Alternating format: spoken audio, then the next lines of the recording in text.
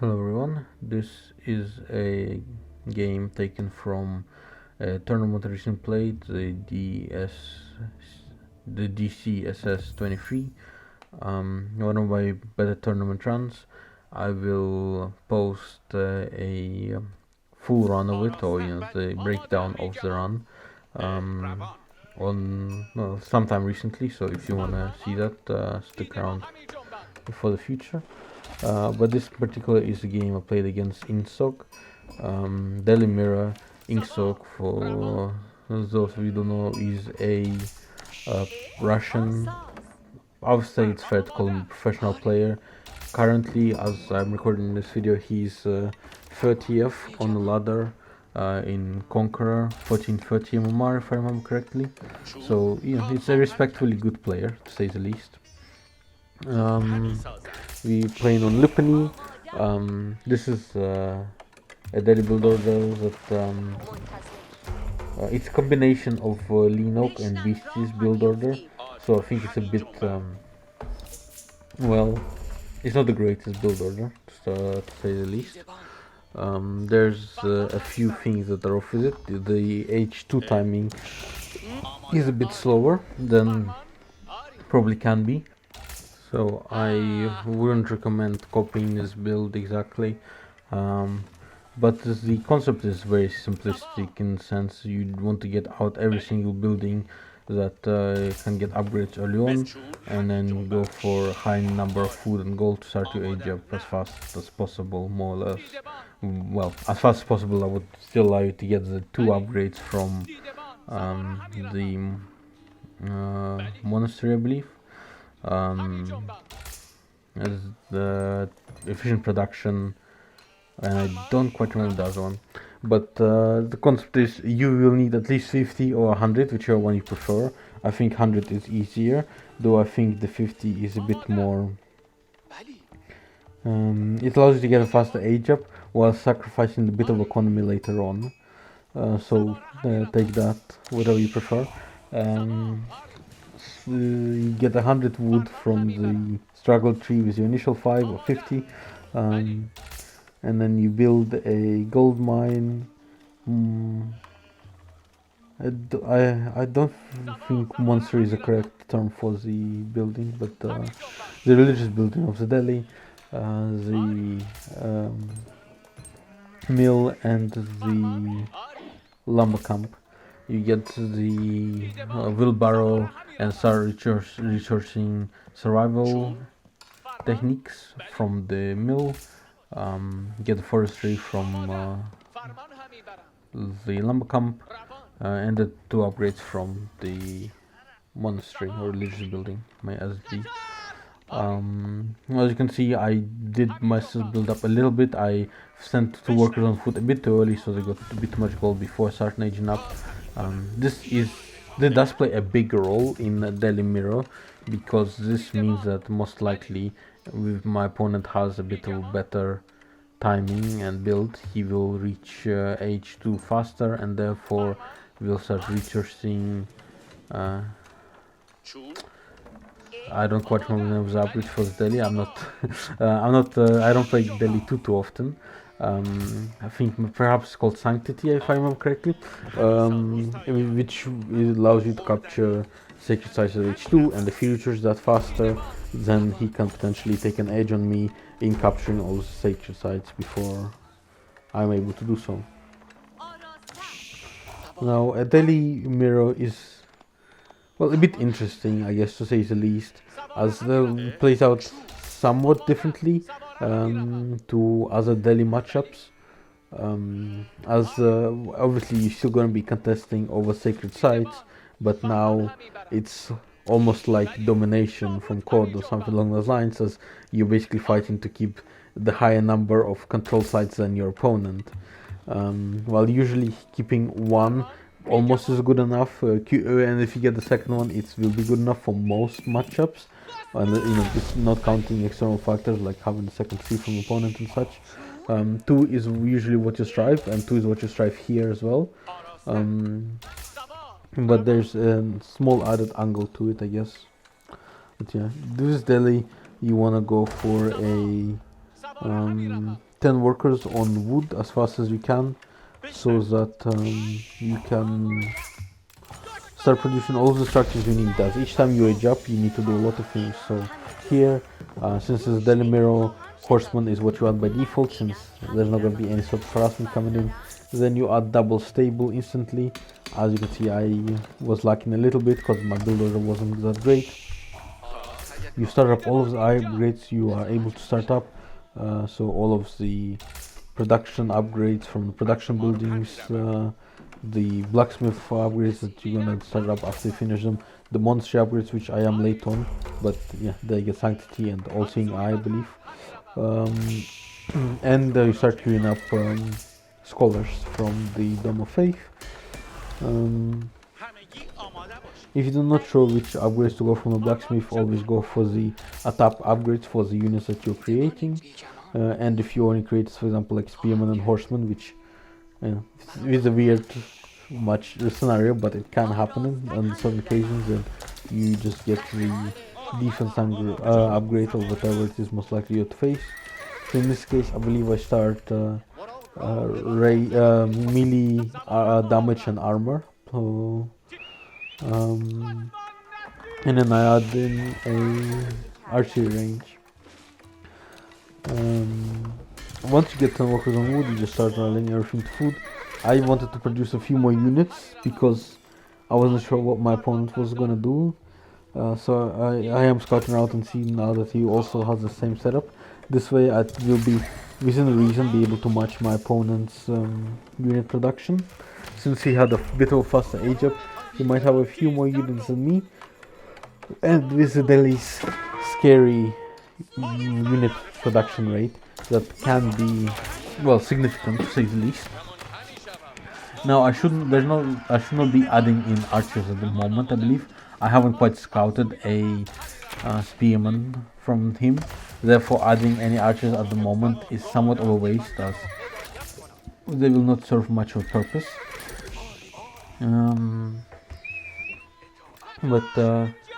Yeah, for now things to be somewhat stable. I see that he only went for second blacksmith now, which means that, given that I don't forget my upgrades, I will be slightly ahead of him in that regard for blacksmith upgrades, which is always a nice thing to have. One thing is I haven't exactly scouted the first sacred site, but it's quite given that it's going to be somewhere on the right hand side of the map, and probably more or less in line where the other two sacred sites are. I tried to deny him a little bit of gold, but he reacted to it in time, and I see that he has moved out to start capturing the sacred sites around the map. He did that a bit faster than I did, mostly because that I have wasted a bit of time with this. Well, I aged up a bit later and I wasted a bit of time with the scholar in the archery range, which was not required. I tried to contest his the sacred sites, and the sacred site also is revealed once someone tries to take it. So now I know exactly where the other sacred site is. He is overrunning me a little bit, mainly because, well, I have wasted some production on archers, which was definitely a mistake to add them in at the moment. I do suffer a little bit from the F2 disease essentially, and I stopped sending out one of my scholars onto the right hand side. But it's not quite over yet by any means, but it is not ideal to have my opponent have so many sites taken so early on. Now I do have more scholars here, and scholars are, in all honesty, completely insane in terms of the heal output, even not counting the herbal medicines. Their healing rate is absurd. So having a few of them in a fight is a huge advantage for you. So I target down the archers onto the wolf and everything else onto the tower, because, well, archers not gonna do much to the tower. I still keep building archers, but I think at this point it's a bit more fine as not my main priority, and I'm adding in spearmen. while I don't know if he's doing the same or if he's adding an archer to counter my CNN or anything like that. So it is not the end of the world essentially. I still think it's a bit of a misplay, maybe, but it's not as bad as it was a bit earlier on. Now I decided to move out on stone, and my thinking was to go for a second C, given that my opponent is going to be a bit ahead of me, so I'm going to need some way to catch up to him essentially. He tries to go for a bit of a run by, but he lost majority of his army, and I can afford to just chase him down. Perhaps using a bit few too many units to do so, but what works works, I guess. I start decapping the sides, he scouts my stone, but I don't have an insane amount of villagers there, so it could be taken as just a 4 towers for arrow slits. And I managed to decap 2 of the sides, and most likely will take those 2 sides, and I'm now looking to be able to take that side eventually as well, so things are looking a bit better for me.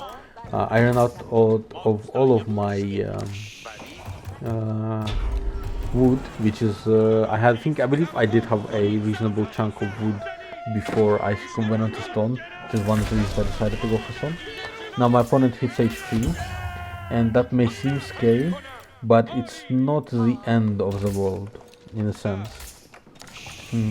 I am quite far behind my opponent in age up, but now I'm going to control the 3 sacred sites still for, I would say, at least 1 minute, maybe even 2 minutes if I'm lucky.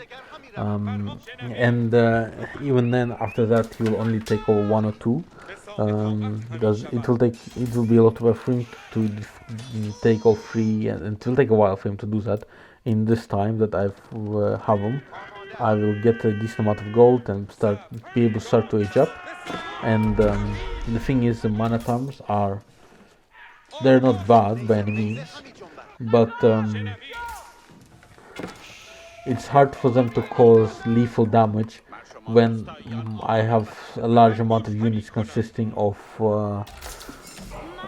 horsemen.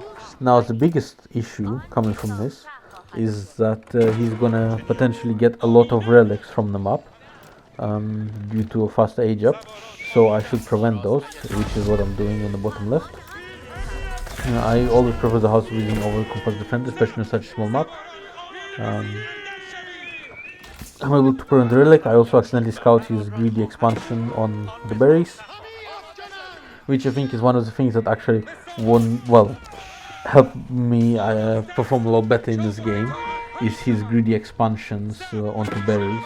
I'm able to pick off multiple workers on multiple fronts due to him greedily expanding onto berries without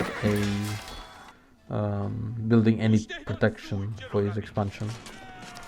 Now with the help of my scholars, I'm able to hold on a bit on the sacred sites, a lot longer than I probably should. Now this is a bit of a problem, that it is a bit dangerous for me in a sense. This particular scenario of mana terms attacking units on my landmark. Everything else is not much overfed, but I need to be able to get the landmark, and losing units there is it's basically I cannot do anything about it, is the main problem, I guess. So I'm gonna lose definitely a lot of workers over the next few minutes, or at least a lot more than I would like, but I do have a second C on the way, which I'm not sure if my opponent will get one, but at the very least will be faster than my opponents, which is always nice. Now I suffer from the same problem that my opponent suffered, of having an undefended eco expansion.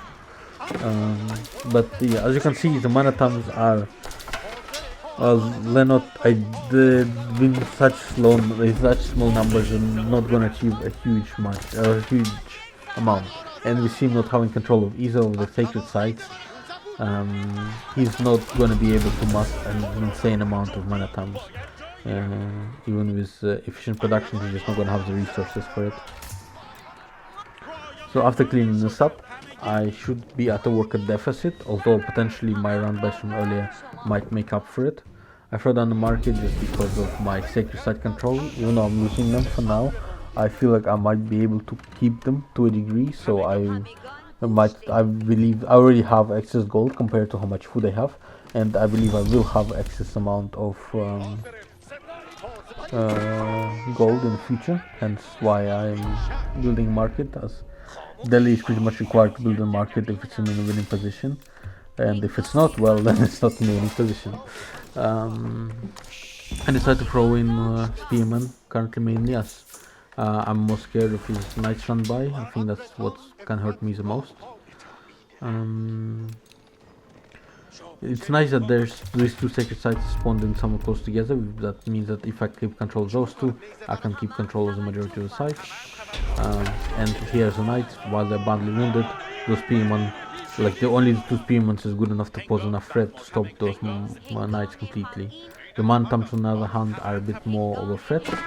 I'm struggle a bit with putting my units into town centers, but my horsemen find a nice trade onto his berries, at least within reason. I'm able to cap one of the sides, and I have two away from another side, but should have been somewhat of a disturbance at his berries.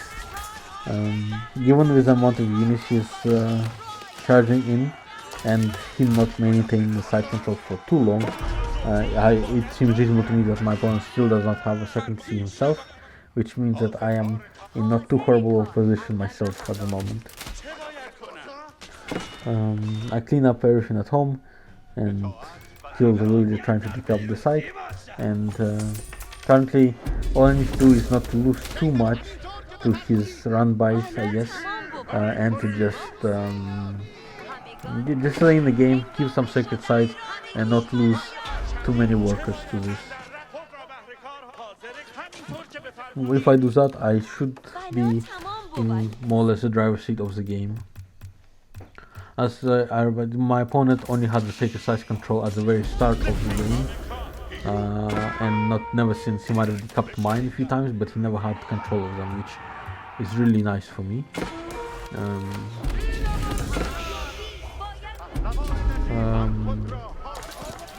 Yeah, I'm probably not going to be able to throw onto the sacred sites at the moment.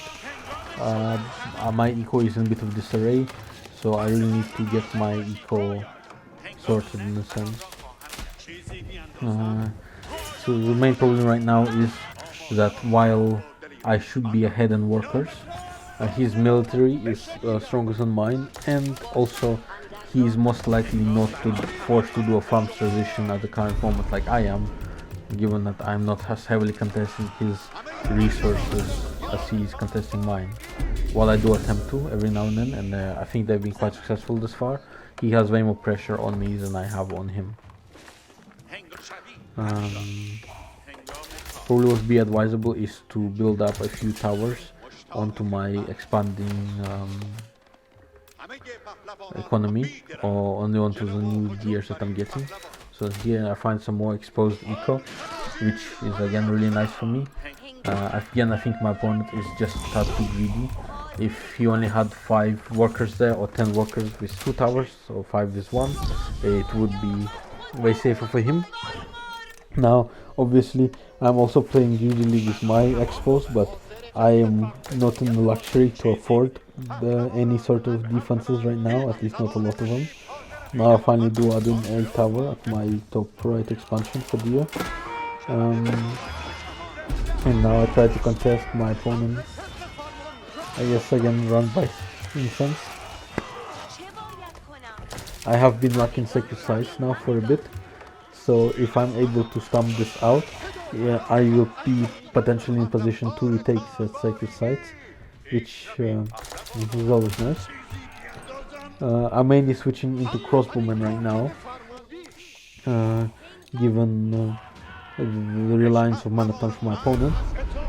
That's not completely ideal, given this is after the Mangonel small buff that we've gotten, which does decimate ranged units. I believe with 2 shots crossbowmen, so it is scary. But I managed to deal with the run by, which means my amount of units should be far greater than that of my opponent. And then I try to continue to harass him. This game is very scrappy, as we both trying to run by each other, and it's very difficult to keep up with everything without making mistakes essentially. Yeah, but my economy is finally stabilizing somewhat. My food income is finally there. My gold income isn't, but hence I'm hoping for the income from the sacred sites that I'm hopefully going to get. Now, one thing to mention with the deer that the reason why I chose to target the deer is because I saw that there wasn't 7 deers alive on the what you call it, fog of war, which is one thing that you should always keep a lookout if you want to do run bys. You should be aware if your opponent, if to keep an eye on deer to see if he has expanded to it, because you can always tell if there's 7 or more deers alive. It's all very helpful and nice. I decided to expand to gold, which is, I think is fine, mostly because I was pushed off from my food, and my food income still is pretty in pretty good shape right now. I've regained control of the sacred sites. This run by hasn't been doing too much, but the point was just to maybe distract my opponent just a little bit, which currently hasn't achieved probably, but I'm not able to pick up he actually gotten textiles, which is one thing that I definitely should have gotten a bit earlier. Now my opponent is getting an aggressive keep, which can be scary again, because Delhi has a very specific sieging strategy of getting an aggressive keep, building a siege workshop right next to it, and pump out trebuchets with scholar out of it at a very high speed, and that tends to be very hard to deal with. So my current goal is to spam produce as many elephants as I'm able to.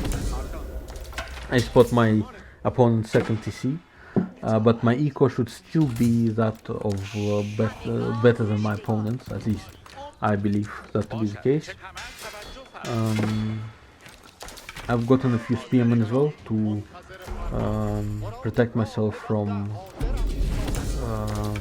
the elephants, so mostly to pose them a threat so they cannot just walk into my base, as currently they could somewhat do that. Luckily nothing of inherent value is exposed to my opponent. The only major building that is exposed is the House of Learning, and it's not fully exposed, but even if it goes down it would not be the end of the world. The run bys from my opponent are a bit annoying, but they're not achieving the most, so the damage from them is livable. That one, on the other hand, is much more, much less livable than the previous ones. And with the double time, I believe, I'm not sure what the ability is called, but with the movement ability from the Delhi, he's able to catch up with my workers, and now it starts to push in. I'm actually able to save the elephant, which is quite surprising, but the scholars are quite strong, and that's what I needed the spearman, just so that he couldn't fully walk in. Now that was a really hard mangonel shot to eat. I'm able to mostly dodge the second one and pick off an elephant from him. He's doing exactly what I thought he would do, and my micro against the mangonels has not been the greatest so far, but I am able to catch up with his elephants, which is very important. If whoever has the more elephants is kind of can keep the control of the game going, and rebuilding a large number of elephants is a big ask, as they're quite expensive units. They're similar to that of cannons. Well, in fact they cost exactly the same as cannons, so losing them is well, it's very bad for for you. My opponent keeps throwing another unit here, which is really nice to me, and I should be able to deal with that keep shortly, mostly thanks to the 2 elephants that I have, or 3 I think at this point. The run bys from my opponent are ongoing, but again, at the end of the day, it's not the end of the world, as I should still have an info advantage over my opponent, and he also doesn't have a large number of sacred sites. One thing I think my opponent failed to capitalize on is to get more additional sacred sites on the left hand side, as he had map control for quite a while now. I pulled the fuel just to get the kill done faster, just so I would lose less units. As one thing to keep in mind is, while in a sense this move still gets my opponent ahead, I have a larger mass of elephants than my opponent, and that is a big deal for a daily mirror. Well, it's not like you're gonna have a larger mass of elephants than your opponent in any other matchup, but it is very important to have more elephants. While it should seem that this game is not in the most of my control, I do feel quite confident at this point, given just the fact that I was able to push back my opponent from one of the more difficult sieging positions, unless I would have been h4, but I wasn't. My opponent is picking up more relics, which is one thing to keep in mind is, while he may not have been getting as much from the sacred sites, he is picking up relics. And I'm able to escape the wall a lot, which is, it would be not the best to give over your opponent's spearmen when you are massing elephants. And yeah, he expanded his eco very greedily. Like this first line, I'm not sure if he had to expand to this one, but there's, like, for example, a much more safer one where he was getting his berries under the bow on the right hand side, so I do believe that was one of my saving graces throughout this entire game, of my opponent expanding very aggressively. But at this point, the game feels more in my control, given just the fact that I have a large number of mass elephants, like I said earlier, and just the amount of idle economy I'm able to impose on him, as usually his run bites for the most part didn't impose a huge number of idle economy on me. It can usually be no more than 10 workers. Here we have a 5, and we have similar number of units, but with my reinforced coming in it's not going to be even similar, but just the elephant mass alone can win you the fight, because, well, as things still stay true, that elephants are the most broken thing in H3. Nothing beats them, and my opponent's called GG. So this was a very nice game for me. As I mentioned before, Ingsoc is a very high tier opponent, a top 30 player from Russia. And as I mentioned before, I will post a full breakdown of this tournament sometime later on, so if you want to see that, make sure to subscribe, to stick around. Thanks for watching.